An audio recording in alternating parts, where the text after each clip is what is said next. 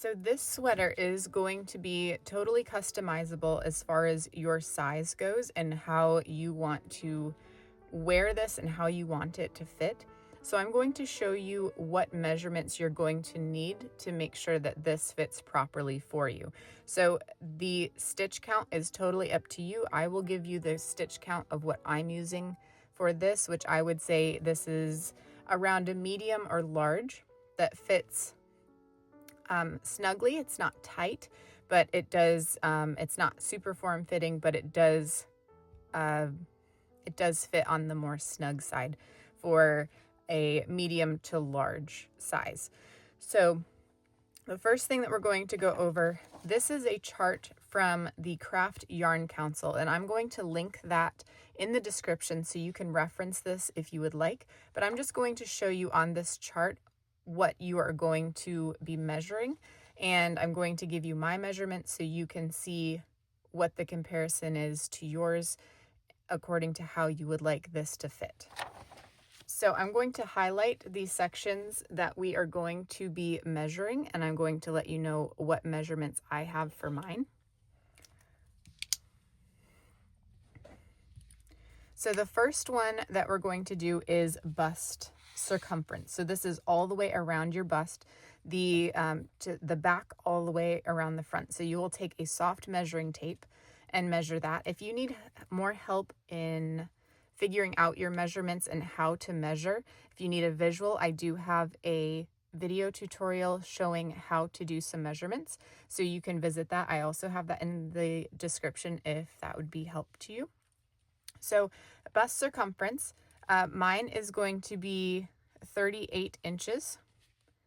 And then I also measure my arm here. So that is all the way around your arm. That one is going to be 12 inches. Then I am going to measure my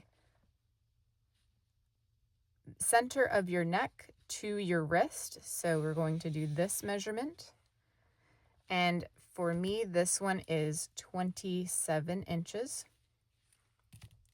And then the other measurement that I'm going to use is around my wrist.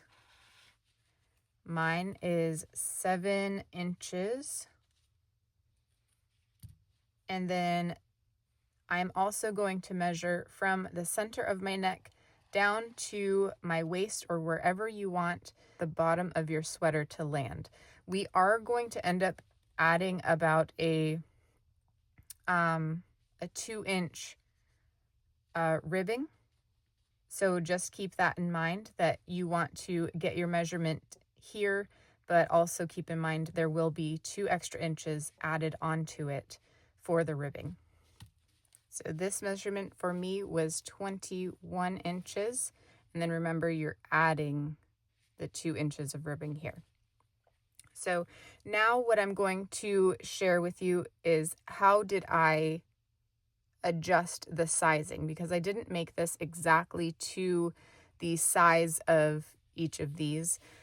I will show you which ones I changed. So my bust measurement, I did not add anything extra because I want it to be form-fitting but not tight. So I just left the 38 inches.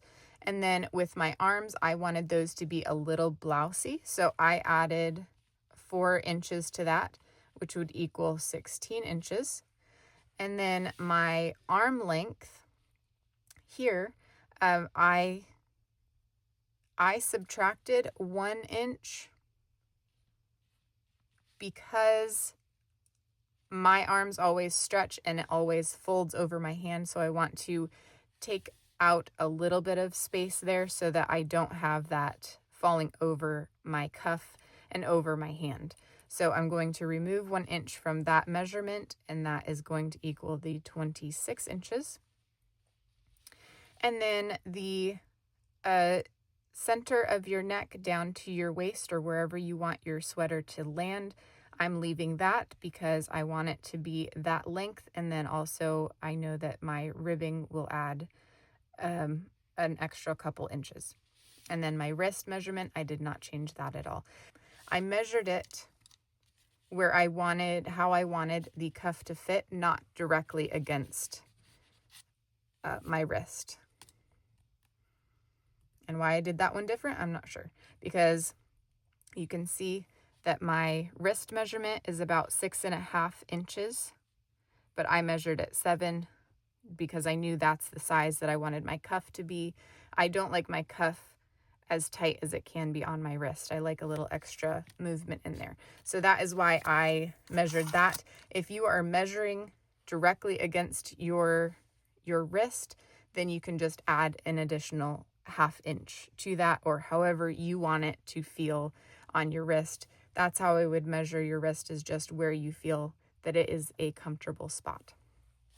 All right, so not changing that one, not changing that one, and everything else we went over. So these are the measurements that we're going to be using for this sweater. It's very easy, very straightforward, not a lot of measuring to do, but this is how you're going to end up making it customizable. Now for the yarn I'm using Big Twist Value yarn, and I am using Varsity Green for the tree and for the cuffs of the sleeves. And I am also using a red that is called Mixed Berry, but you can use any color. I think that one may have been a seasonal color. And then I also am using a white for the body. So those are the 3 colors. You can choose whatever color you'd like, whatever color or whatever type of medium 4 weight worsted yarn that you would like. That will work for this project as well. And our hook size is going to be a 5mm. For the front and the back of your sweater, we are starting it exactly the same way. So we're going to work from the bottom up. You are making a front panel and a back panel, and then I will show you how we are sewing those up. Then you will make a sleeve. You'll make 2 sleeves that are made from the cuff up, and those are made flat, and I will show you how to sew those up and attach them. And then the ribbing on the collar and on the bottom of the sweater is added after the sweater is assembled. I'm going to show you how to start our panels, and just as a reminder, they are made the exact same way. At the beginning, it only changes when you get to the tree and we do color changes, and then the front and back have different shoulder lengths. The front has more rows for the shoulders than the back does, and I will explain how to do that and what counts you need for that. But let's get started on the front panel and the back panel of our sweater. So how we're going to start is we are going to start with a chain, and I need my chain to be about 19 inches because that is going to be half of my bust measurement. Once you know your bust measurement, we are going to make the front and back panel equal this amount. So my front panel is going to be 19 inches wide and my back panel is going to be 19 inches wide. So I'm going to make a chain that will be that measurement. So I'm going to start with a chain that is 65 chains. I also want to mention, when you are making your chains, to make sure that they are somewhat on the loose side. You just want to make sure that they are easy enough to work into and that you still have stretch on the bottom of your sweater. So do not make your chains too tight or you will struggle with the sweater growing on you from a very tight chain. And once you add stitches to it, the width of your garment will get larger than what your chain is. So be more on the loose side when you make your chains so that you don't struggle with that on the bottom of your sweater. All right, so I have 65 chains, and this is the same way you're going to start your back and your front panel. We are going to start off with our back panel, but when you start your front panel, it's exactly the same stitch count and you're doing the same thing up until you get to the color change for your tree. So the start for front and back panel are exactly the same. Now that we have 65 chains, we are going to half double crochet in the second chain from the hook. So half double is you wrap your yarn around your hook, you go into the second chain from your hook, wrap around your yarn, bring through. You've got 3 loops on your hook, wrap around, take it through 3. If you need any help with beginner stitches, chains, anything like that, I do have a playlist available in the description for first time beginner steps. So go ahead and visit that if you are a first time beginner. And we are just going to do these half double crochets all the way across this chain. And I'll meet back up with you when we reach the opposite end.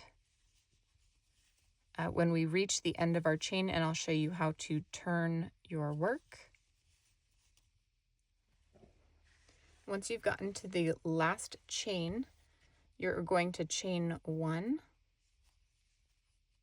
and turn.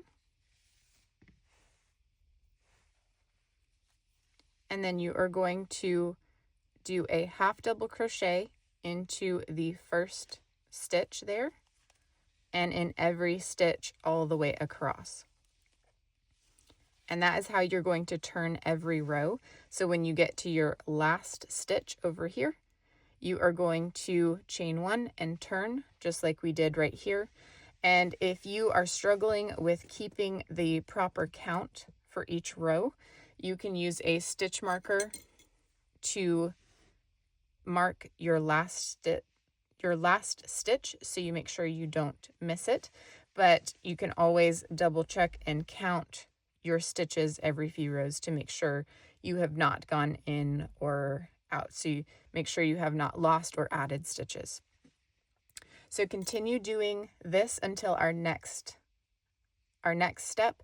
So for me, I am going to work 7 rows total, and then I'll meet back with you for our 8th row, and there's an optional addition to the half double crochets, and you can feel free to skip the next step if you would prefer, but I will include it in this video just in case you want to add it.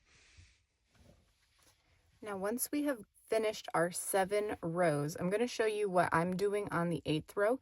If you would like to skip this step, you can do that and continue doing your half double crochets in every row all the way through your project. But what I'm going to do is add a little bit of texture to this. It's supposed to look like a scattering of snowflakes to just give a little bit of texture to this very basic sweater. What I'm going to do is I'm going to half double crochet the first 9 stitches, do a puff stitch, do 5 half doubles, do a puff stitch, 9 half doubles, puff stitch, 5 half doubles, puff stitch. So I'm just going to alternate that throughout this row. So the first thing I'm going to start with is 9, and if you want to do more or less of these, you can do that as well. This is totally customizable. It does not need any special stitch count. I'm just doing it for a little bit of an extra texture. So it's totally up to you on if you want to skip it altogether or if you want to add more or less. And you can also do this more frequently throughout your sweater. I'm only doing it on the 8th row. So every 8 rows. So I'm doing 7 rows of just half double. My 8th row is going to be the mixture of stitches. Then I'm going to do another 7 just half double crochets and then add another row of this mixture. But if you want to do it more or less, you can do that as well. Totally up to you, just showing you what I did with this one. So 1, 2, 3, 4, 5, 6, 7, 8, 9. And how you do your puff stitch, you're just going to wrap your yarn around like you do for a half double, go into your space, pull up a loop, wrap around again, go back in that same space, pull up a loop, wrap around again, go back in that space, pull up a loop. So you do that 3 times total, and then you should have 1, 2, 3, 4, 5, 6, 7 loops on your hook. You're going to wrap around and pull through all 7 of those. And then you just continue your half double crochets as usual. I'm going to do 5 for this next section. 2, 3, 4, 5. And then another puff, so wrap around, go into your space, pull up a loop, wrap around, go into your space again, pull up another loop, wrap around, go back into that same space, pull up a loop, wrap around again, and pull through all 7 of those loops. Then I'm going to work 9 half double crochets.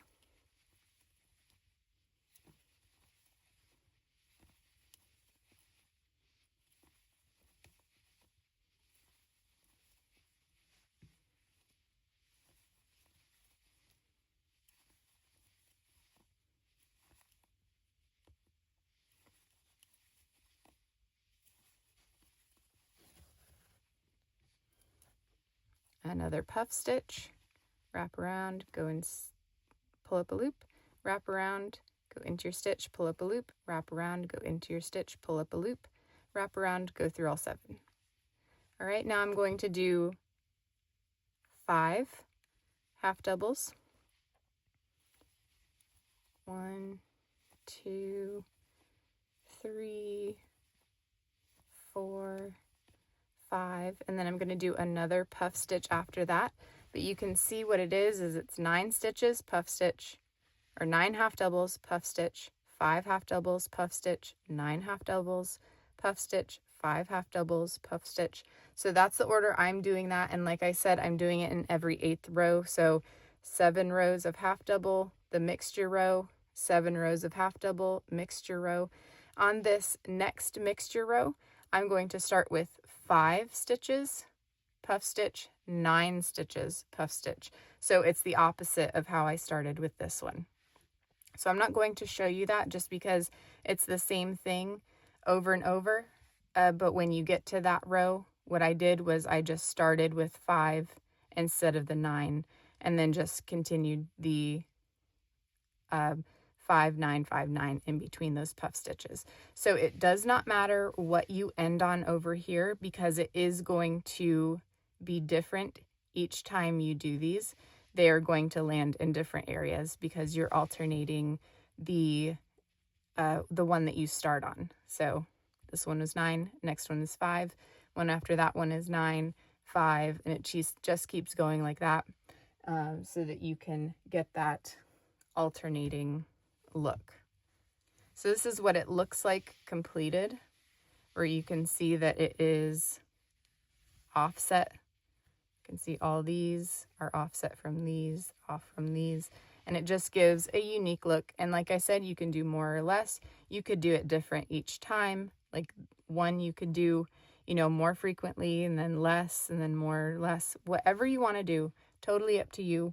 But I just did starting with a 9, starting with a 5, starting with a 9, starting with a 5, and then you just alternate. So then you are just going to continue to do this the rest of the back of your sweater, and then I will meet back up with you when we're going to do our little cutouts for the shoulder. So just continue doing that.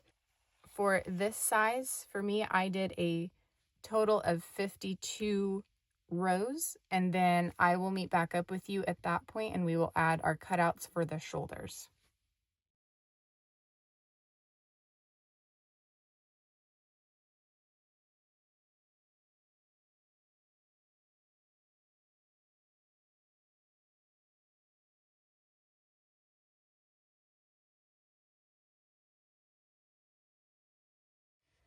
So for the shoulders, the back and the front are worked exactly the same as far as technique goes and count across here. But for the front part, I do more rows, and the back I do less. I'll show you.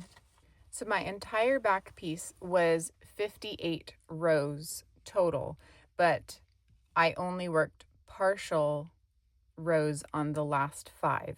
So it was 53 rows that were the full length of the back, And then I started working my shoulders and I did 5 rows of each. So that is the 58 rows tall, including the shoulders.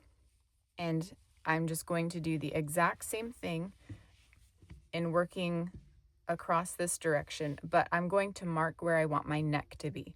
Now you can change your neck width and do whatever you'd like. I'm just sharing what I'm doing with mine. So I am going to leave 24 stitches in the middle. So with my count, because my count is 64 stitches, I know I need 20 on this side, 20 on this side, and then I'll have 24 in the middle. So let me just mark that. 1, 2, 3, 4. All right, so I know that is the last stitch that I'm going to be working on from here. And then I'm going to do another 20. 1, 2, 3, 4, 5. And just double check I've got 24 in the middle.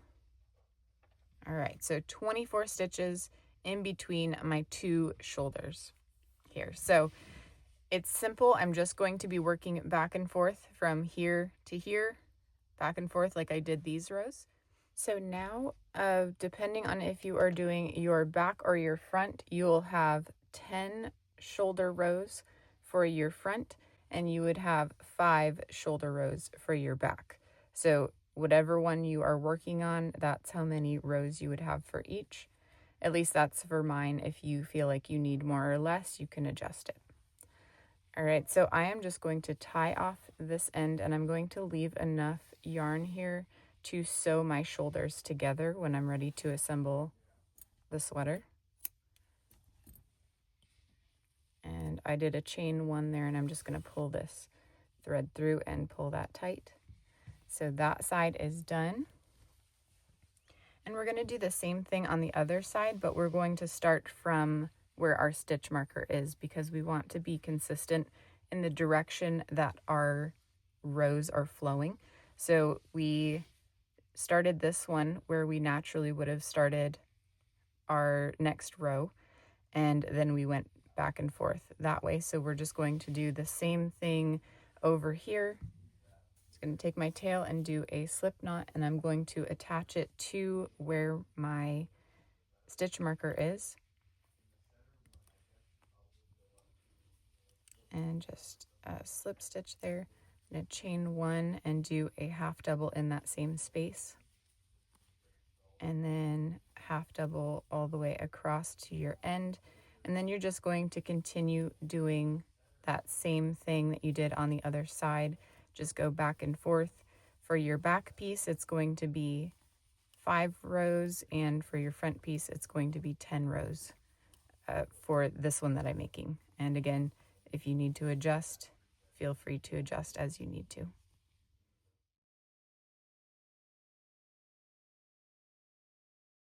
So I already have this sweater assembled, and I forgot to explain how you place your tree on your front panel. So you have this graph that I have listed in the description, so you can go and check that out. But just so you know, the dimensions are 24 stitches because each square equals a half double crochet.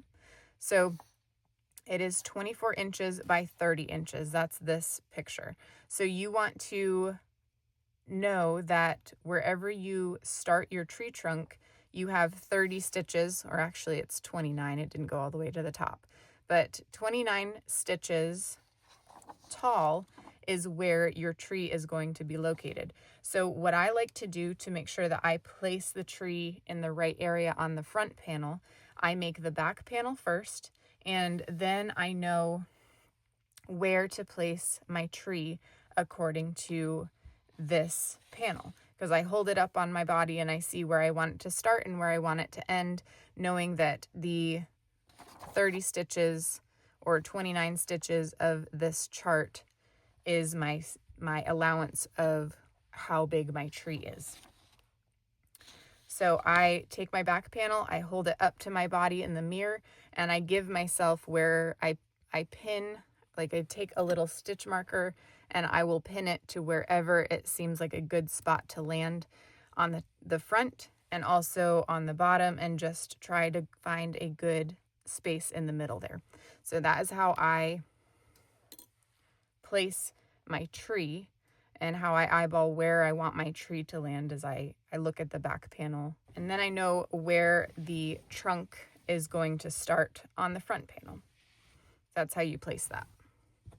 And I will give you instructions on this size where I start my color changes for the tree.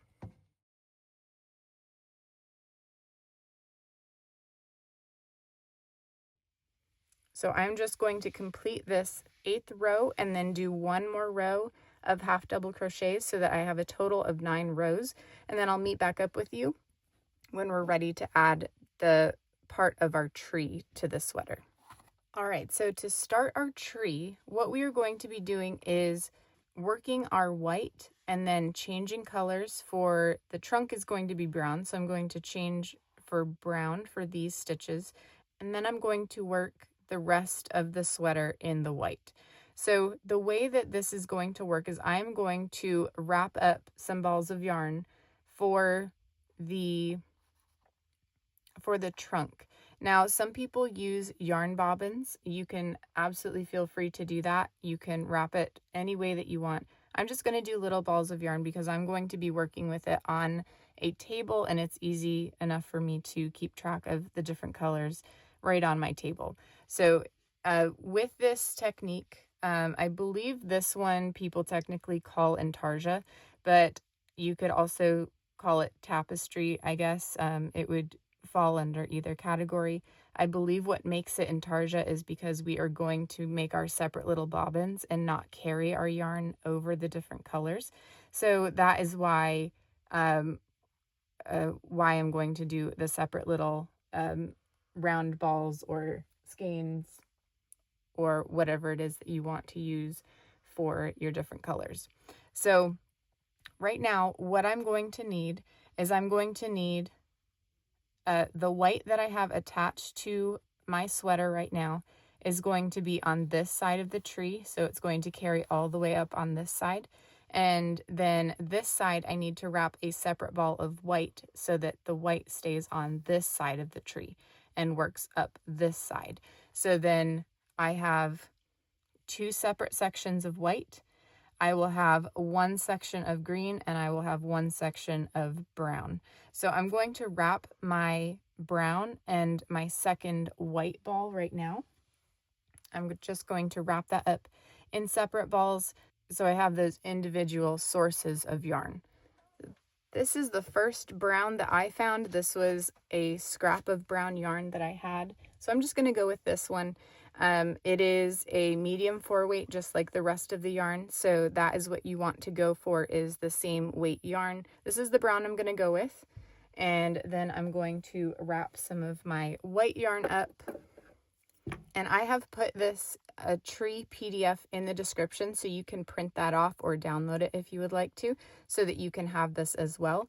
And it is very helpful to have with a highlighter or a pencil, so you can mark what you have completed and then you know what you still have to work on. So that is available for you to print off in the description. Once you have your bobbins and your skeins and balls ready for your colors and your color changes, what I'm going to suggest that you do is you mark the middle of the pattern. So that is, it's 24 wide. So I'm just going to mark in between that 12th and 13th square so that I have a middle mark right there. Now, on my sweater is 64 stitches wide, and each of these squares counts as a stitch. So I have 64 stitches wide, and I'm going to put this in the center. So I need to know how many stitches to have on either side before I start my colors. So over here, I have marked the very center of the front of my piece. So I know that that mark right there is right in between the 12th and the 13th stitch. So then that is where I marked it right here. So then I know that I need to start 1, 2, 3 stitches away from the center here. So this is my 12th stitch, 11th stitch, 10th stitch. So then I know that this is my first stitch for my new color. I'm just going to mark that so I'm aware of where that is going to start. And then I'm going to mark the end of that as well. So I have my 13th, 14th, 15th. So that is my last stitch there. So I should have 1, 2, 3, 4, 5, 6 stitches marked. So that is 1, 2, 3, 4, 5, 6. And I'm counting where my stitch markers are as well. So that is my start and my end. So beginning and last stitch for this brown color that I'm going to be doing. So that means these are my white stitches. I work brown and then the rest are white. And we are going to start on doing that row. So our half double crochet into each stitch all the way up to my first stitch marker. So I have worked up everything until the last stitch of white, and I'll show you why I'm going to show you starting on this stitch. So you're going to get your next color ready, and what you're going to do is start this stitch. I'm going to wrap around to go into my stitch, pull up a loop, all right, and then I'm not going to wrap around my next loop. I'm going to wrap around a brown piece of yarn. So I'm going to start with my brown piece. So I'm just going to create a loop. I'm not doing a slip stitch or slip knot or anything like that. I'm just doing a little loop here, and I'm giving the tail quite a bit of space because I'm going to be weaving in these ends at the end. So right now I'm just going to take that little loop, and I'm going to keep my yarn, my white yarn, I'm going to keep that tight. I'm just going to hold it down with the back of my finger here, and then I'm going to take that loop of the brown and just pull it through those 3 loops of the half double crochet. All right, so then I have started my new strand, and you can just take that white and you can tighten it up a little bit along with tightening up the tail of your brown. And you might need to just adjust that a little bit after we do our next stitch, but you'll get used to color changes, but that is what we're going to do with that one. So then we are going to do our next stitch with the brown. So wrap around, go into that stitch that we have our stitch marker in. You can take the stitch marker out if you need to. Wrap around, pull up a loop. You've got 3 loops on your hook. This is just a regular half double crochet. So then I'm going to just tighten up my brown and my white there. And it's nice and clean on the front. So now I can take this stitch marker out because I know where my brown is going. I'm just going to continue with the rest of these stitches until I get to my next stitch marker. So just the same half double crochet into each stitch. Do your half double crochets just like usual. All right, so we have 5 of those brown stitches worked. Now we're going to do our 6th one in that stitch. So I'm going to take out my stitch marker again, and I am going to wrap my yarn around, go into that stitch, pull up a loop, and then we are going to switch to our new white strand. So we don't want to pick up the one that we just used, or the one that we used from over here. We want our new one. So this is my new one from the second ball that I made. I'm going to do the same thing, leaving a nice tail for sewing in my ends. I'm going to put that loop around the hook, make sure that my brown yarn is nice and tight, and also my white that is behind. I'm going to hang on to those on the back of my work. And then I'm just going to pull that white through the brown stitch there. And then you can just tighten up your stitches a little bit right there, and you can tighten it up as you go too. All right, so that is we are ready for our first stitch of the white. So I'm going to wrap around, go into my next stitch, pull up a loop, wrap around, and go through all 3 of those.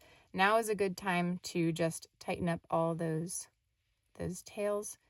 Make sure everything is nice and snug. And then we're just going to work our half double crochet the rest of the way across.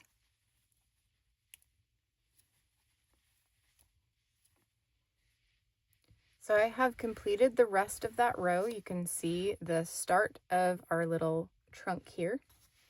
And I'm just going to show you what I do with this paper. All right, so with the paper, this is my first row, so I am going to highlight that first row so I know that that is complete. So all of the odd rows are going to be worked from right to left, and this is our front. Now, when we turn our work, we're still going to be working right to left, but on this paper, it is considered left to right. So all of our even rows are going to be worked the opposite direction. So our count is going to be the same. So uniquely, this graph is the same on both sides. So it's not going to be any different if you work over on this side every time. It's going to be exactly the same, and it's mirrored, so it's going to be the same either way that you flip your sweater. But just so that you know, with other designs that are different, that are not symmetric on both sides, that if you flip it, it is going to be different. Like, let's just say it was a tree that came up and curved around on the side, or something like that, where this side is different than this side. You want to make sure that you are keeping track of the graph from side to side, from when you flip from front side to back side. So back is the side that is over here. So also the back side is where we are going to keep all of our tails, and how we are going to make sure that the balls of yarn that we have are always on the back side of the project. And I'll show you that as we go, but I just want to give you just a little reminder that even though this one is the same on both sides, and like these are all the same color changes throughout on both sides, you're going to be doing the same thing. If it is a different design, if you do something else in the future, just know you need to keep track of your odd rows going this direction, that you're reading the chart this direction, and then your back rows or your even rows, you're reading the chart this direction. So just keep that in mind when you're reading charts in the future.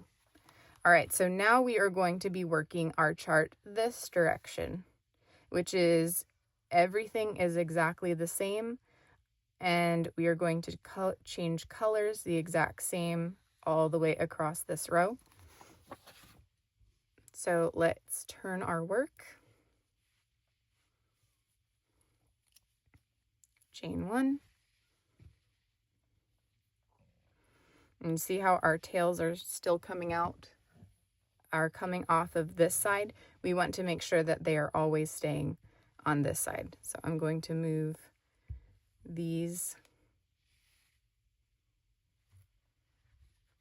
over here so we know where to keep them. Okay, so half double all the way up to where the brown yarn starts, and I will meet you at that point. Now we are at our color change again. So I have my last white stitch. So I'm going to start it by going in, wrapping around, pulling up a loop. So I have my 3 stitches there. Now, since this color change is going to stay on the back, I'm going to make sure that my my ball of yarn and the string from it is on this side of the piece. So on the back side, we're going to make sure it stays on the back side. And that is where my brown yarn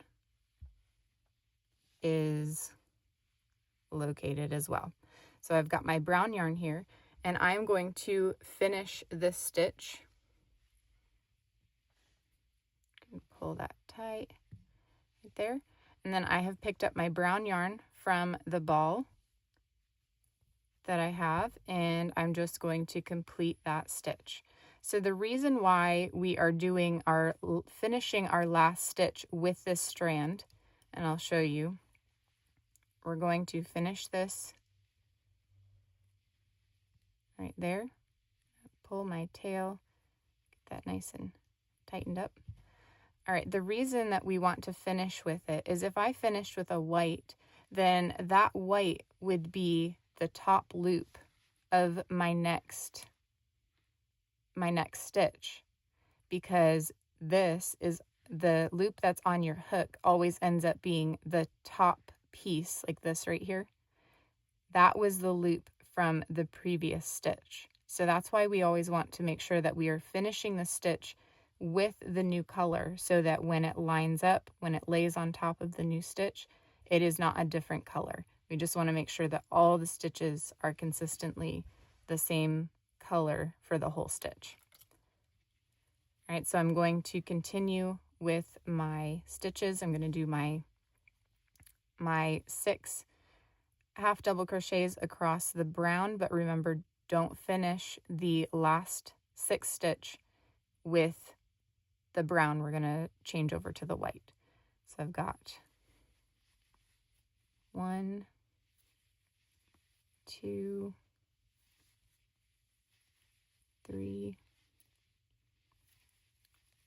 4, 5, and not fully completing the 6th one, leaving those 3 loops. All right, and then remember, we're moving our ball to the back side of the work. Remember, this is the back side of our sweater. And then I'm going to work with my new color, and that is the white. So the white is going to complete this stitch. Wrap around, pull through all 3 loops. So now we are ready to continue working in our white stitches. So we're going to complete this row with white, and then we are going to finish this row, and I will meet back up with you at this end. All right, so we have completed that row. Now we are going to mark our chart that we have finished this row. So finished row number 2. And now we're going to get started on row number 3. So for row number 3, I chained 1, and I'm going to turn my work, and I'm going to keep these colors on the back side. So I just want to make sure that I'm rotating that. So those strings are coming from the back side. This is the front of our work. All right, the next stitch, next row, we are just going to work our white all the way up to where our color changes, remembering not to finish this last white color. Just going to do that, and I'll meet back up with you when we do our color change.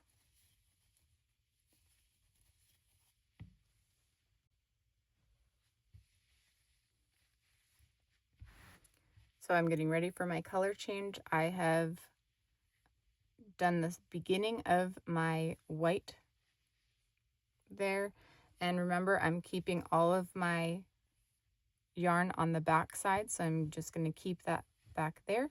And then I'm going to pick up my brown yarn. So my brown, I'm going to wrap around and pull through all 3 loops. tighten up my white there.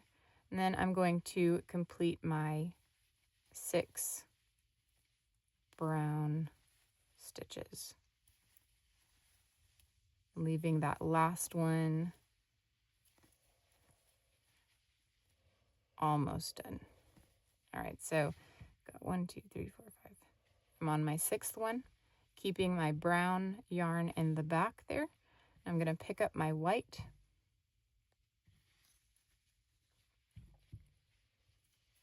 wrap around, and pull through all 3 of those, and then continue with my half doubles. And if you want to tighten up your brown, you can do that there. Okay, and I'm going to continue my white.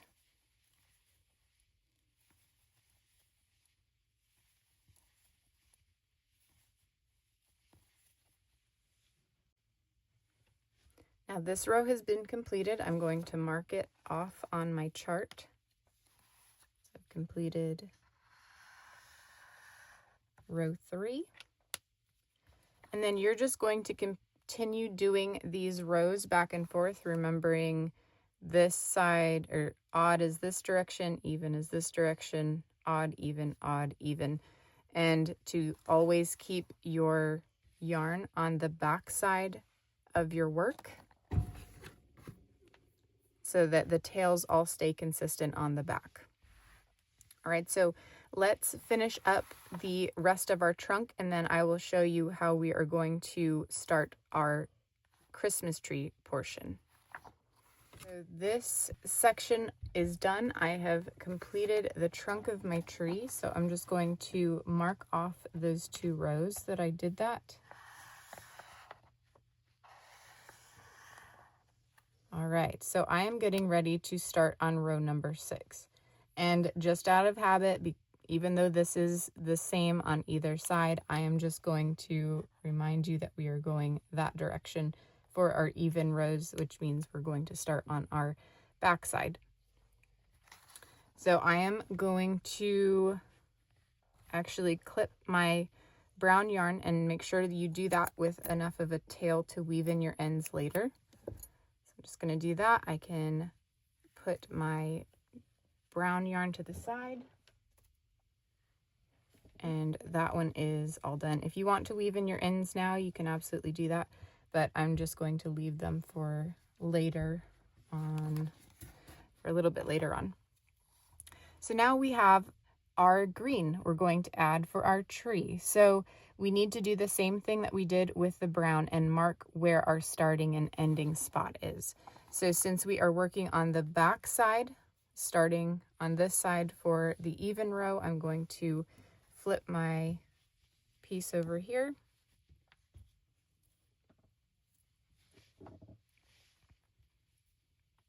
And I'm also going to cut my white yarn, because you can see that when on the next part over here, we are starting so many stitches over that this yarn would end up carrying up over to the beginning stitches. So I'm just going to cut that so that there's not a string attached to another spot to get snagged on. And I am just going to clip that with enough to weave in my ends there. So those are all my ends at the moment. And I am going to mark my beginning and end of my tree. So I can count 1, 2, 3, 4, 5, 6, 7, 8, 9 stitches from my trunk. So that means 9 of these white stitches. 1, 2, 3, 4, 5, 6, 7, 8, 9.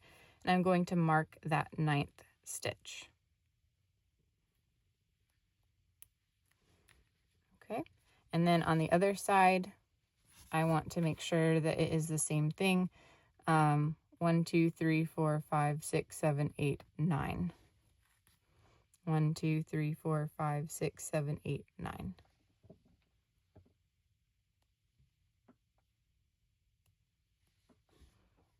And I think I counted that. All right. Now we are going to start on this side, and when we reach our stitch marker, that is going to be the new yarn of the green. So I do have my green here, ready to go. So let's work up this row. So I'm just working my half doubles all the way to that stitch marker, and then we will do our color change.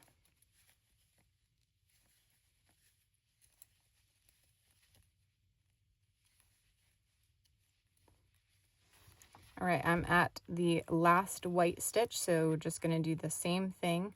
I've got my white. I'm going to add my next color, and that is the green, making sure I'm keeping my yarn on the wrong side of the work so that the yarn is coming to this side. So all my tails are on the same side. I'm going to take my new color and just pull a loop through those 3 loops there and tighten it up a little bit. Move my stitch marker, and I'm going to work my half double crochets until I reach my other stitch marker over here. So working my first half double, and then you can tighten up all your strings back there just to tidy everything up, and I'll be right back. Now I'm ready to add my white back on. So I have started my last green stitch. I'm just going to take a loop from the white there and just pull that through,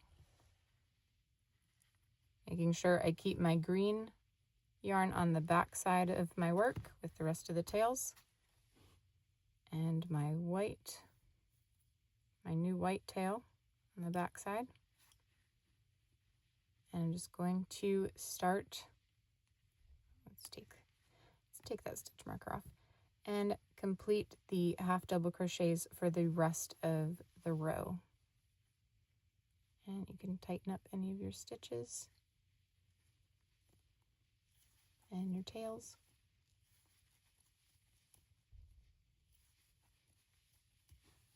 And I will meet back with you at our next row. And you can see our tree starting. That's so fun to see. All right, so I'm going to mark off the row I just completed. And I am actually at one of my rows that I'm going to do my puff stitches on. So if you did not do puff stitches, you can disregard this instruction for the puff stitches. But if you did the puff stitches and you are on a row that lines up with your tree, you can continue doing the same pattern over the tree if you'd like, or you could just keep it on the white if you would prefer that. I'm going to do it over the entire sweater so that the tree has texture as well. So I'm going to mark which rows are going to end up having all my puff stitches. So I have my, that will be my 8th row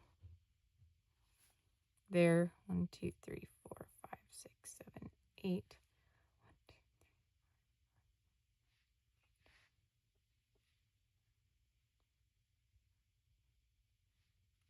All right, so that is what I have going on with this one. So for me, this is a puff stitch row. So I'm going to stay in my same pattern and go ahead and continue on with my puffs. So my last puff row, I did 9 before the puff, so I'm going to start with 5 before.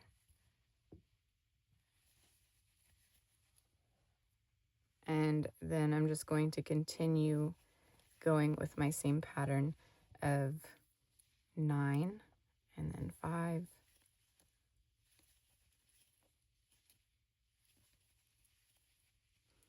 All right, so we are at the point where our tree is going to start tapering up. So we want to make sure that our counts are correct when we're going up. So that means that I have 1 white stitch that is going to be worked on top of this green stitch. So I'm going to do that. So working 1 white stitch on top of that green stitch.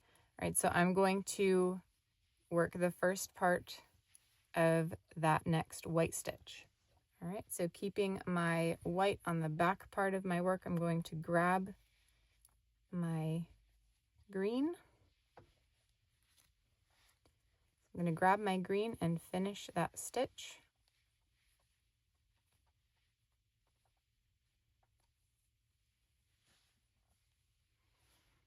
And then I'm going to continue the rest of this tree, and remember to stop on the stitch before that last green stitch, because I'm going to change that to white. So work all the way across, and if you are in a puff stitch row, make sure you remember to keep your count correct. 1, 2, 3, 4, 5.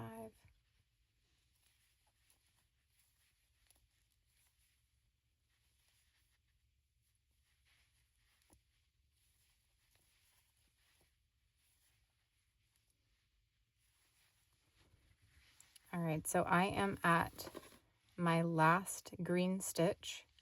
So I'm going to make sure my green stays on the back, and I'm going to pick up my white that I have here and finish that stitch. And remember, when you are bringing your yarn from this stitch to this stitch, that you just let it lay across your work, so it's not pulling and making your tree misshapen.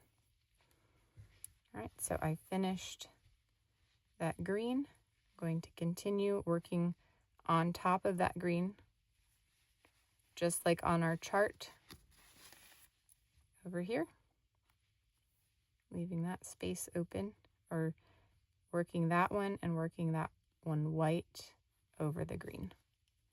And then I'm just going to complete this row.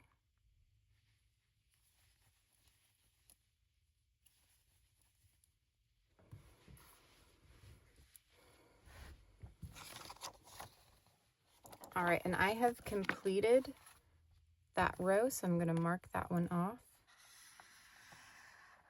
And you are just going to continue following this chart back and forth all the way across. When you get to this point where there are 3 stitches over here, if you would like to just carry your yarn up, you can, as long as you leave leave that really loose in the back so that it doesn't pull. But what I'm going to do, and what I recommend, is cutting the yarn here and reattaching it up here, because I just think that it looks more tidy on the back. But if you're okay with the little string from one place to another and that doesn't bother you on the inside of it, that's perfectly fine too. So whatever works best for you, you're just going to continue doing the same thing, just working your white where the white is, green where the green is, and just continue with your tree. So I will meet back up with you when we are finished with our tree section, and I will show you I will tell you what we're going to do for the neckline and shoulders after that point. Now we are all done with our design. This is the back side, you can tell from all the tails. And I'm just going to show you how I weave in my ends so that you can hide those if you would like. I do a very simple weave it back and forth within the same color. And then I'm just going to pass the thread through these stitches 3 times. And also making sure that this is snug where it came from. So I'm just weaving through the stitches, one direction,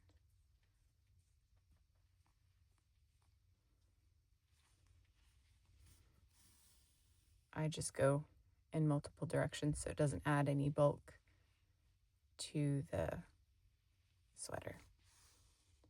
All right, so I did 3. I'm just going to do one more since I've got more yarn. All right, and I'll do that with the green too.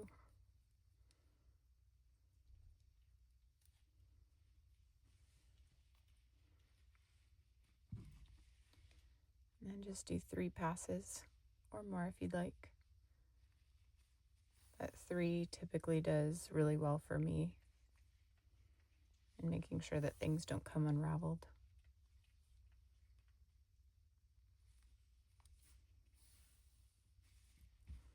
All right, then you can cut it right next to your piece. Just be careful not to cut your fabric. All right, so that's how you weave in your ends on the back side. Now it looks just like the front. So for the shoulders, the back and the front are worked exactly the same as far as technique goes and count, but like count across here. But for the front part, I do more rows, and the back I do less. I'll show you. So my entire back piece was 58 rows total, but I only worked partial rows on the last 5. So it was 53 rows that were the full length of the back. And then I started working my shoulders and I did 5 rows of each. So that is the 58 rows tall, including the shoulders. For the front piece, I have worked a total of 48 rows, and now I'm going to add my shoulder pieces.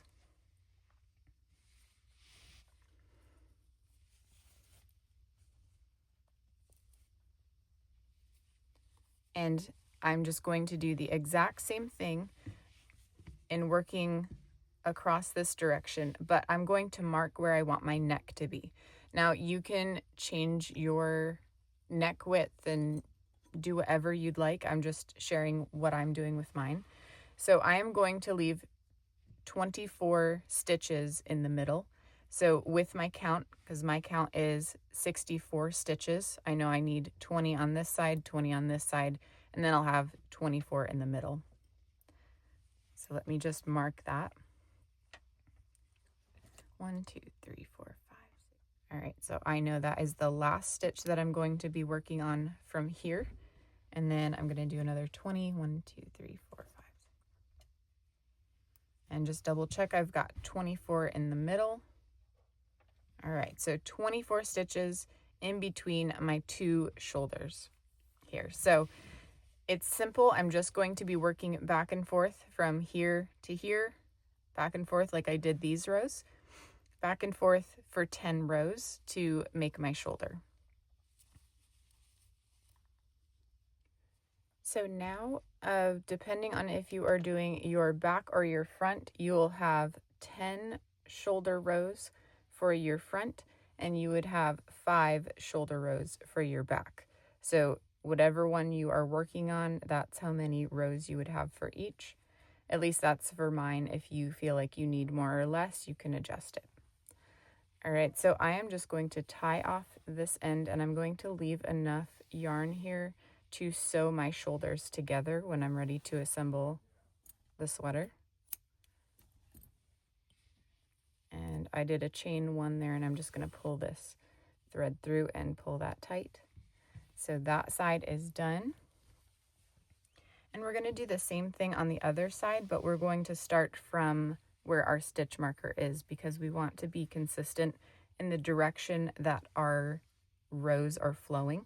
So we started this one where we naturally would have started our next row, and then we went back and forth that way. So we're just going to do the same thing over here.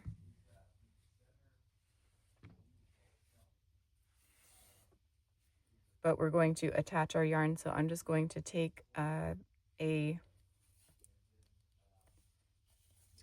tail and do a slip knot, and I'm going to attach it to where my stitch marker is. And just slip stitch there. I'm going to chain 1 and do a half double in that same space. And then half double all the way across to your end. And then you're just going to continue doing that same thing that you did on the other side. Just go back and forth. For your back piece, it's going to be 5 rows, and for your front piece it's going to be 10 rows for this one that I'm making. And again, if you need to adjust, feel free to adjust as you need to. So once you have your front and back panel done, it will look like this. So your front panel has the 10 rows and your back panel has the 5 rows. So that's how you want the difference to be, because you want the front to come down a little bit lower. And we are going to be adding about 1.5 to 2 inch ribbing around here, so it will close this in a little bit. But obviously if you do this and you try it on, like you can pin this with your stitch markers and try it on over your head, and if it is too wide, even though that ribbing is going to be closing it in a little bit, if it's too wide, you can adjust this however you would prefer it to land. So that will be your front and back shoulder pieces for the back and the front.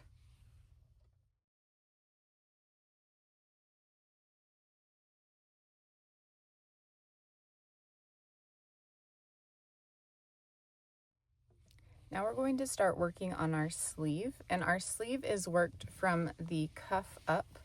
So what we do is we make the cuff here and then we work off of that to make our sleeve.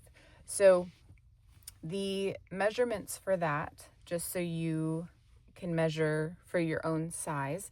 Now for my wrist, I'm just going to show you where the measuring tape lands when I wrap this around. So I've got about 7 inches, gives it a nice amount of space. It's not too tight. So 7 inches for my wrist, and I did my cuff to be about 7 inches. I'm going to go by this bottom part here. So about 7 inches for my cuff.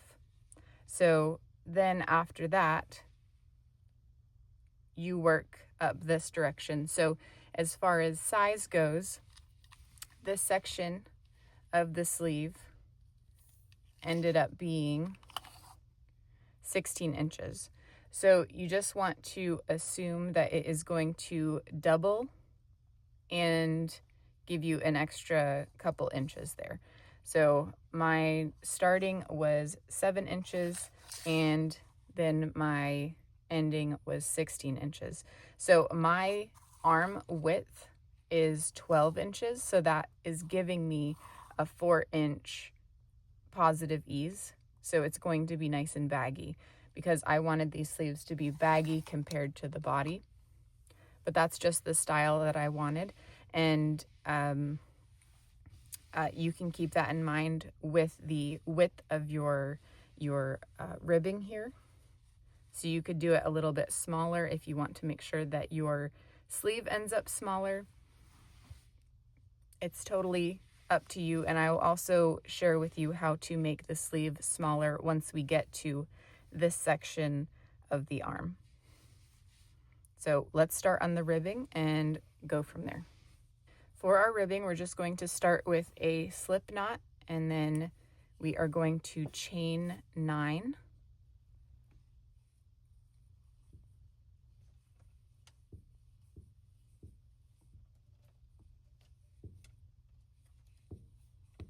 All right, I have 9 chains, and I'm going to skip my first chain and work a single crochet into my second chain. And do that all the way across your chain.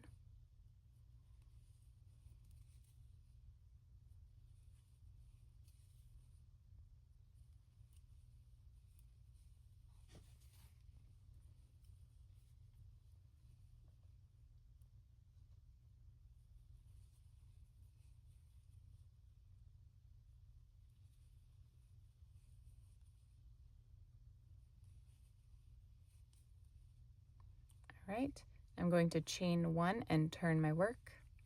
And I'm going to be working in the back loop only of these single crochets, and I'm going to be working more single crochets into that. So I have my chain 1. I'm going to work in the back loop only of the first 7 single crochets, because I should have 8 total there, because we did 9 chains and skipped 1 chain, worked in the rest, so it would be 8 single crochets.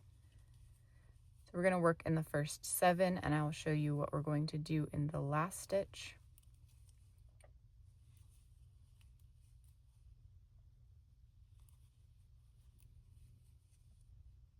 Okay, the last stitch we are just going to work under the 2 loops instead of just the back loop only.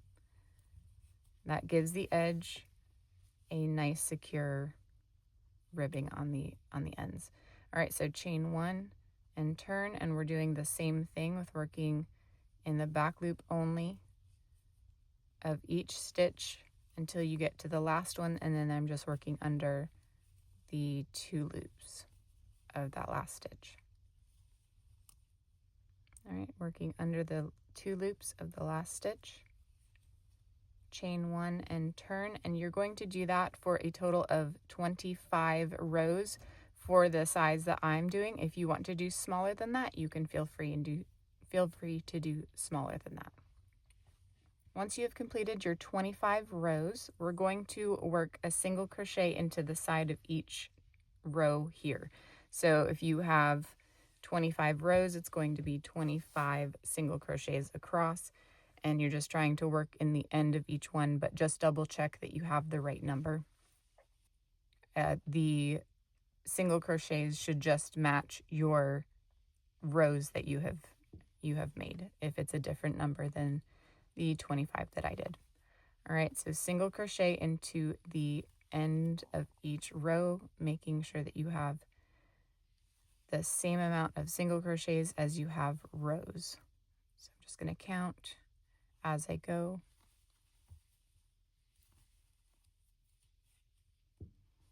All right, on my last stitch, I'm just going to chain 1 and then pull my yarn through after I cut it. So then I've got my 25 stitches there. And now we're going to start on the red part of the sleeve. So I'm going to turn my work so I'm working on the correct side. And I'm going to take my red and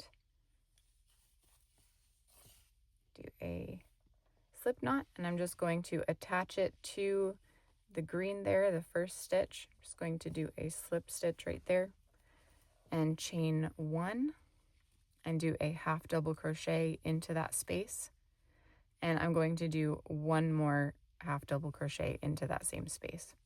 So what I did is I put 2 half double crochets into each single crochet across, and that gave me a more blousey sleeve. If you want a more narrow sleeve, I would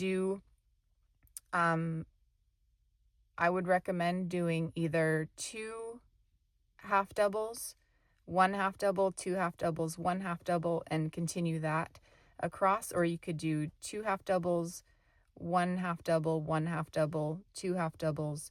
It just depends on how fitted you want your sleeve to be. I wanted mine blousey, so I did 2 half doubles into each stitch. You can adjust as you would like to adjust it. The more 2 half doubles that you put into your spaces, the more blousey it will be. The less, the more narrow and fitted it will be. So we're just going to go across. Like I said, I am doing 2 half doubles into each stitch. And this is my first row of the red, and you can see that it is starting to arch. If I put my ribbing flat, then you can see that rippling happening. All right, and now for the next row and for the rest of the rows for this sleeve, I am going to chain 1 and work in the half double crochet and keep working in each stitch all the way across. So you're literally just going back and forth now until you reach the length that you want. I want my entire sleeve to measure 17 inches because with the measurement that I had from the center of my neck to my wrist, that was 27 inches. And so I am minusing out my body. So that would be half of the front panel, just to give an easy visual. Half of the front panel is going to be 9 inches, and then I am going to do the add that 9 inches to the 27 inches, so it'd be 26 inches because I like to leave some room because I know that this is going to stretch and I want it to not hang over my wrist a lot. So I'm just taking 1 inch away from that entire measurement from the center of my neck to my wrist. Like we talked about at the beginning with our measuring. I want to make it so that my sleeve in total, including the cuff, reaches 17 inches. So I have about that. So that is a good length for that. So mine was the cuff, and then 38 rows is where I hit that, but obviously you do your own measurements. If your stitches are looser or tighter, it will just end up being larger or smaller. So just make sure you are measuring frequently to make sure that your measurements of your garment are matching your body measurements. So then just continue this, and for the one that I was just mentioning, I did 38 rows and a total of 17 inches from cuff to the end of the sleeve.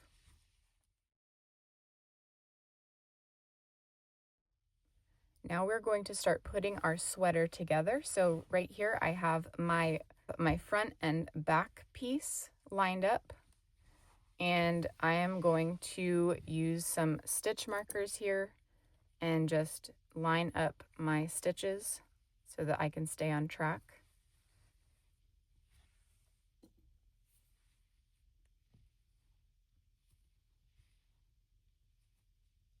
And if you want to put one in the center there, you can feel free to do that.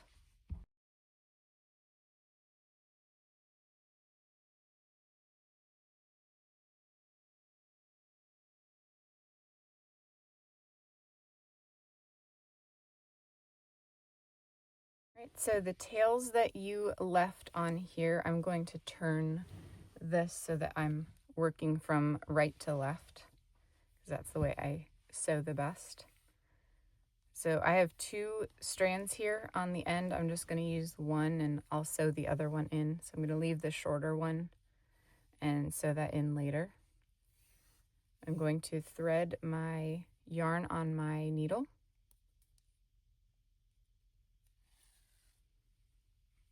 And then I am just going to do a whip stitch around these stitches.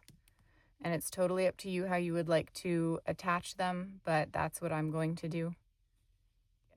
So you have your 2 loops that you work into on this piece and your 2 loops that you work to on this piece. I'm going to go into the loops that are the closest to each other, so the ones that are touching. And I'm going to leave the outside ones unworked. It's just the way I like to do it. I feel like it ends up being less bulky that way. If I do all 4 of those loops, I tend to have a really bulky shoulder, and I prefer to not have that. I like the smoothness of just a simple join like this. All right, so you're going to do this to both shoulders, and then just tie off your end and weave in your ends at when you're all done sewing up these shoulders. And then I will show you what we're going to do for the sleeves.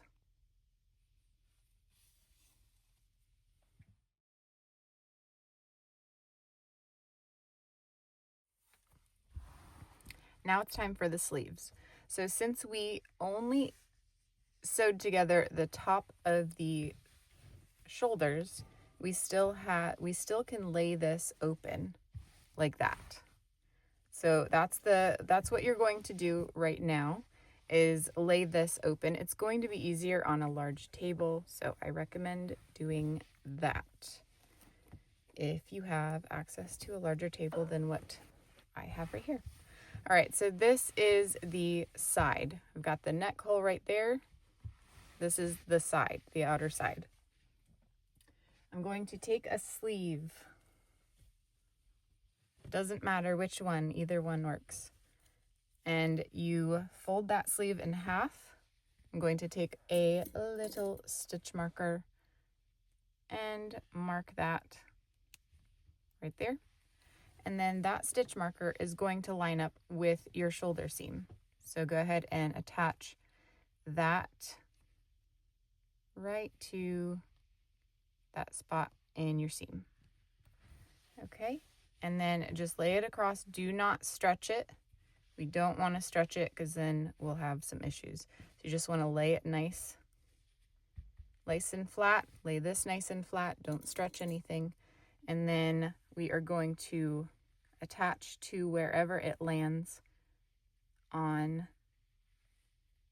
the sweater. And I'm going to put a couple in the middle here so I can stay on track. All right, same thing over here.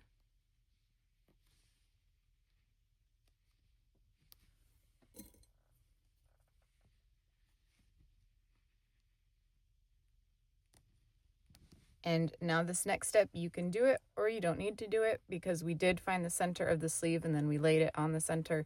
You can count your rows to make sure that they're lining up in the same place. You can do either one because it's going to be close because we centered it right here and we didn't stretch it. We just laid it nicely. So whatever you want to do, if you want to count, you can. If not, you don't need to. I'm going to opt out this time because I just want to attach it. So let me get red. I want to use red to attach it to my body. You could use white if you prefer. Doesn't matter.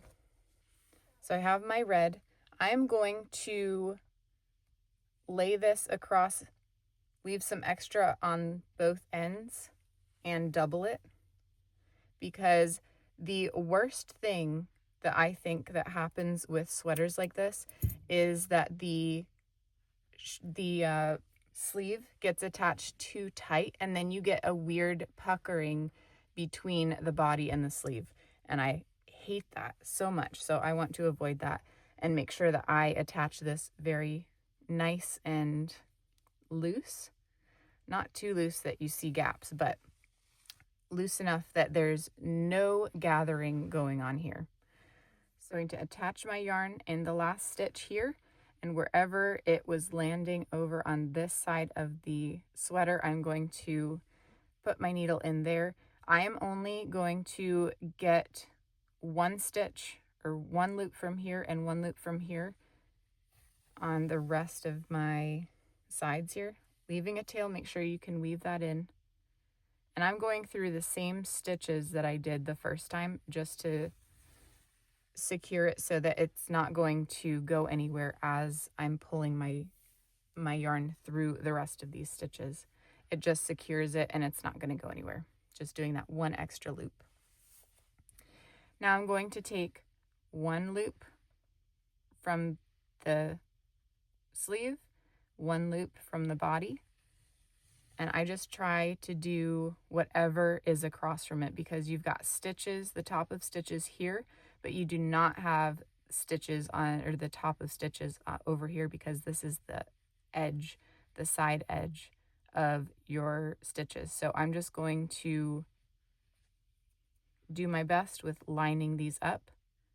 I love to do this on a flat surface because it stays put and you don't need to worry about it moving around even with the stitch markers.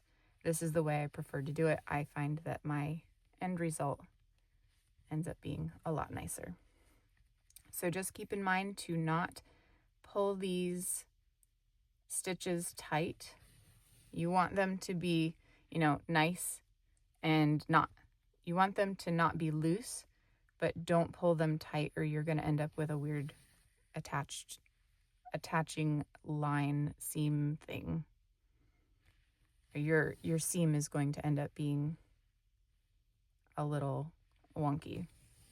So you just want to do nice even stitches all the way across here. And then you're going to do the exact same thing on the other sleeve and just attach both sleeves. And once you have that done, I will show you how we're closing up the side of the body.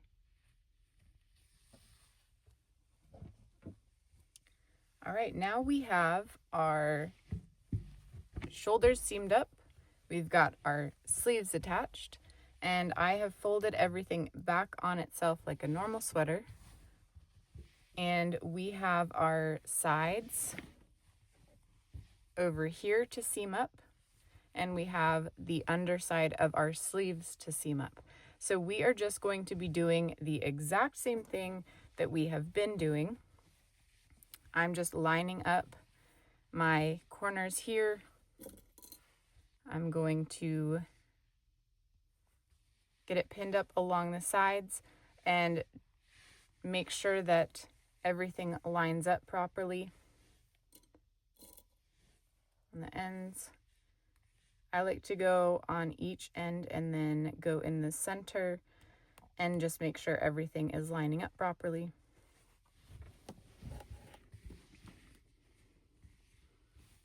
All right, it's lining up, so I'm going to do center.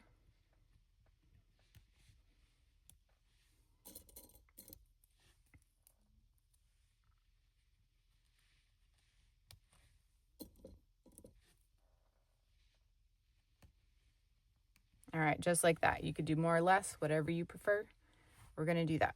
And then the same thing for the side. So I'm just going to line up the top part here, the bottom part down here, do the center and the ones in between. So exactly the same as this.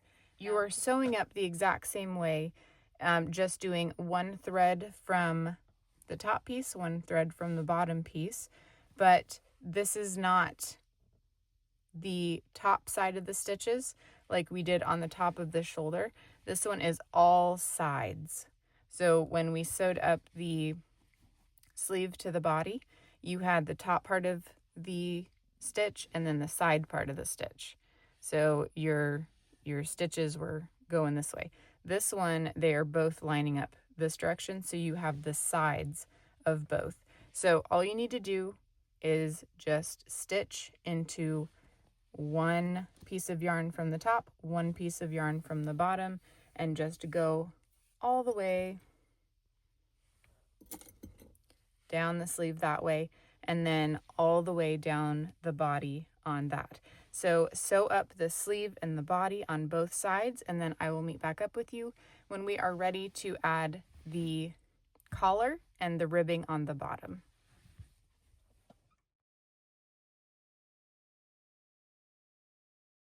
Now we're ready for the ribbing around the neck, so the collar.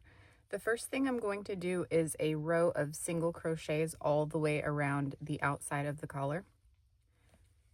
So I'm going to start with a slip knot and attach to the top seam up here. And I'm just going to attach with a slip stitch. Going to chain one and single crochet into that same spot that I joined. And now I'm going to do single crochets all the way around the top of the neck. And I'm just going to do about one in each end of these rows. So the rows that are here, you have the end of the row over here. So I'm going to put one single crochet in every row about. It doesn't need to be exact. Trying to do about one per row. So do that all the way around. Obviously, when you get to this part, you're just working in the top of the stitch, and then up this direction, working in the side of the rows, and just do that all the way around until you reach your starting point. Now that I have done a single crochet border all the way around the neckline, I am going to slip stitch into the first stitch that I made, first single. So slip stitch there. And then I'm just going to turn my sweater around because I'm going to start working my ribbing all the way around the neck.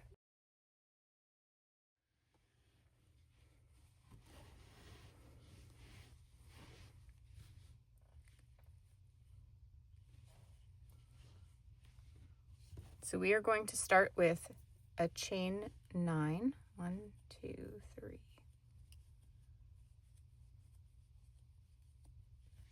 Right.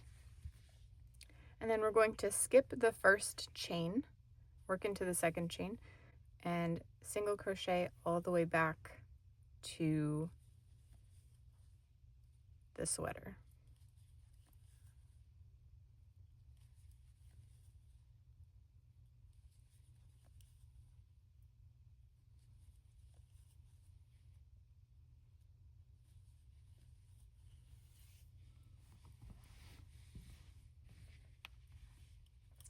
All right, and then I am going to slip stitch into 2 stitches. So I am attached to this stitch, so I'm going to slip stitch into the next 2 stitches.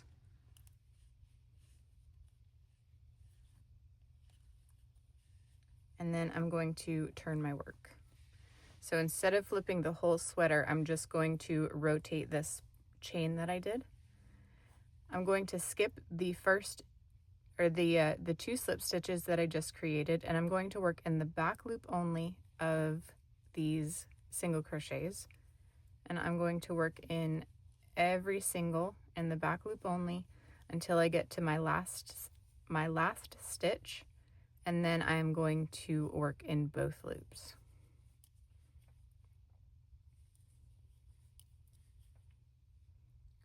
All right, that's my last stitch, so I'm going to single crochet into both loops. That just gives a more secure edge. Chain 1 and turn. So I have my collar back in the spot that it was facing earlier. And now I'm doing the same thing, working back loop only into all of these stitches. And at the end of this row, we're still working in the back loop only.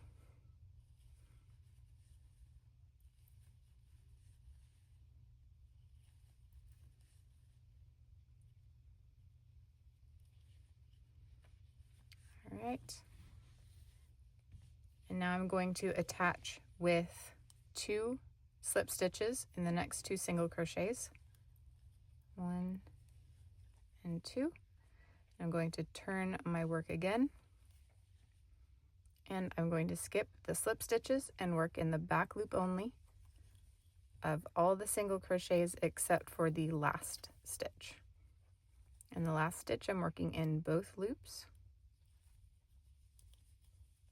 Chain 1, turn,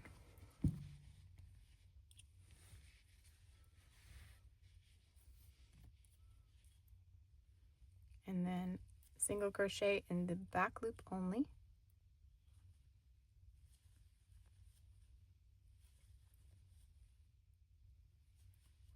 And now I'm going to slip stitch into 3 of these stitches.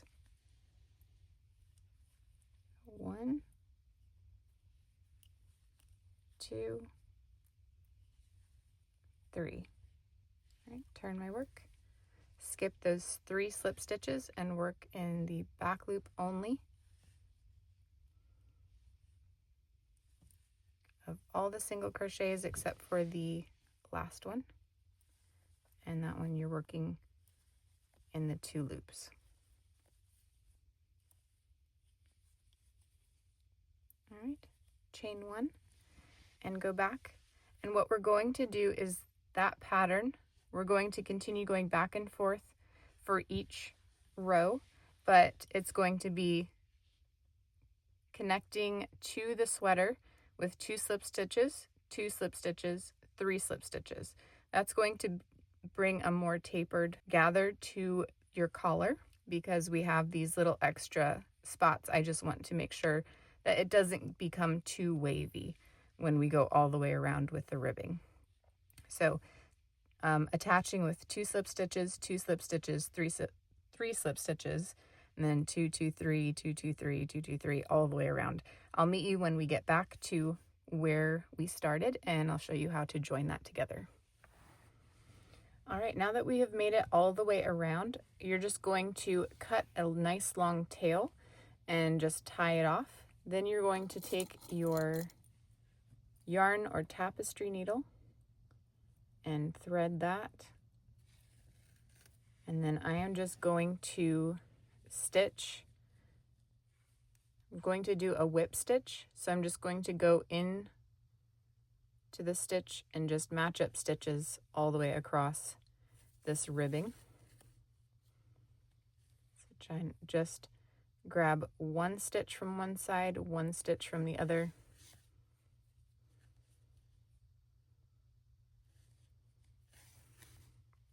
All the way down.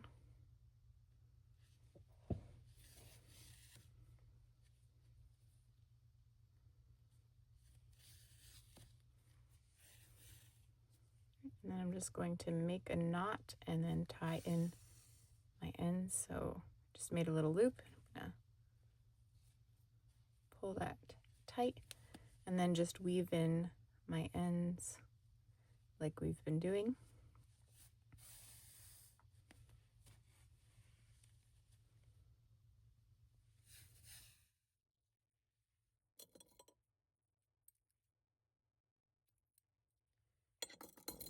All right, cut my yarn, and now I am ready. Now I'm ready to do the ribbing around the bottom of the sweater.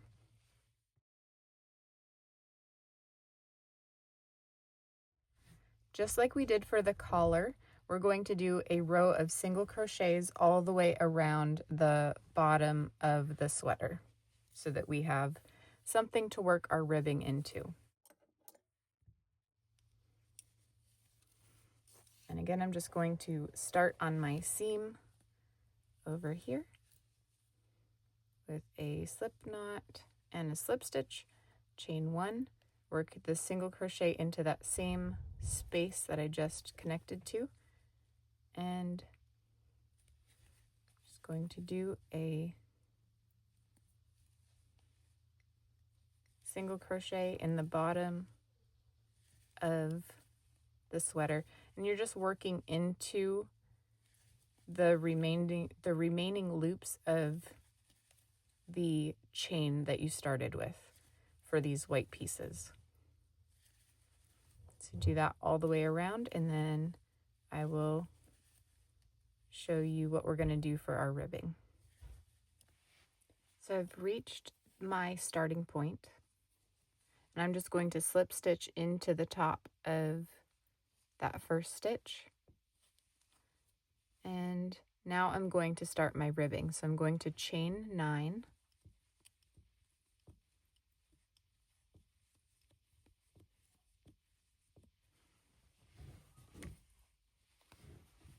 And then I'm going to be working my ribbing the same way that I did the collar, except I'm only going in 2 stitches every single time.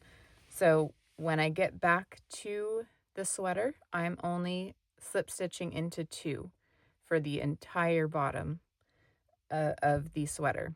So we're not doing the 2, 2, 3, 2, 2, 3, just the 2 all the way around. And then once you are all done with the ribbing, you're just going to sew this up the exact same way that you did the collar. And once you are all done with that, then we will meet back up to do the extra decorations on the Christmas tree.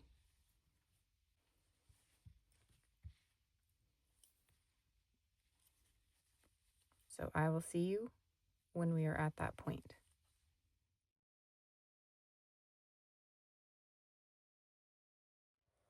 All right, now we're going to start with the decorations on our tree. So the first thing you're going to do is grab some colors that you want the ornaments to be. Then once you have your colors, take a string from that color that you chose and cut about a foot or so. And then the next step might be a little bit funny, but trust the process. You're going to grab a fork. Put your yarn that you cut through the fork like that, so it's through the middle there. Then you are going to take your yarn that you chose and you're going to start wrapping around your fork. All right, so I'm just going to cut that. So then you're going to take the yarn that you cut earlier and you're just going to take that back piece and just pull it up through the same spot. And you're just going to wrap it around the yarn around the fork. All right, so then you're going to do a really tight knot, if you can, or pull it really tight. And then you're going to slide this off of your fork and then pull that yarn really tight. If you need some help, have somebody hold it down for you like a present. You know how you tie bows? Go ahead and tighten that up. Do your knot. Do another knot if you need to, just in case. Now, you're just going to cut through the loops on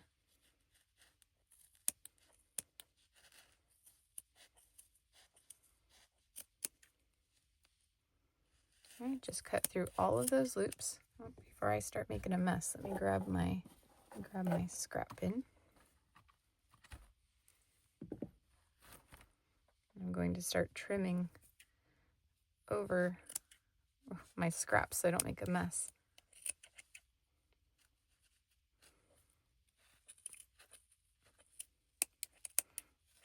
I don't have the best scissors for this, so you might want to find some good scissors to cut through all these strands here. Just be careful to not cut the strand that you tied with. I never ask these scissors to do more than one piece at a time. All right, so then it's looking a little crazy. It's like a pom-pom with a bad hair day.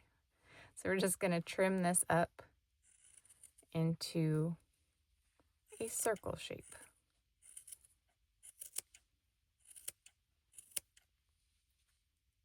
And be careful of your tails that you have. You don't cut those because we're going to need those in a little bit. All right, so when you feel like you're happy with your pom-pom, just give it a good fluff.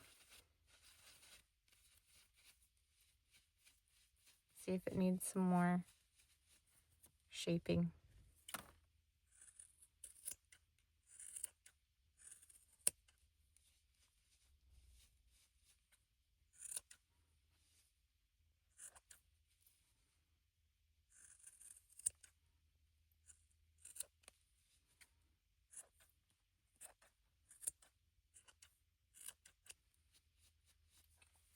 All right, we're going to call that good for right now. Shake off any of the extra fuzz that we have. All right, now to attach it, we're going to use these tails that we left and just take your embroidery needle and put that thread through where you want it to go on the tree. And I'm putting my hand through the back so that I don't sew to the back of the sweater. So I'm going to pull through that strand. And then I'm going to do the same thing with the other tail. And if you don't want to thread the needle, you could just stick your crochet hook up through the space that you want your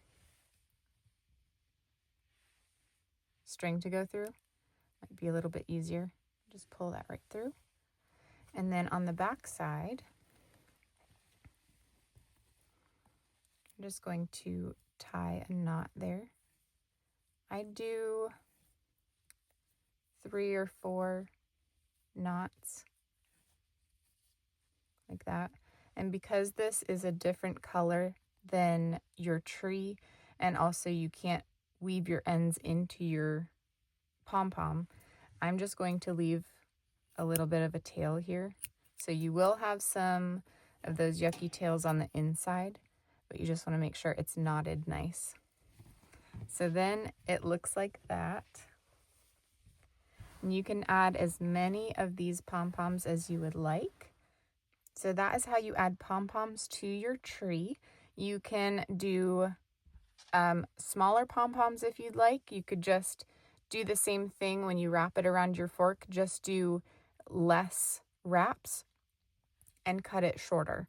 And you can make smaller pom-poms for however you would like to make your tree decorated. So then you are all done. You can decorate as you would like, but this sweater is complete. You can make it customizable to your liking. You could leave the tree just on its own without any decorations. It's totally up to you.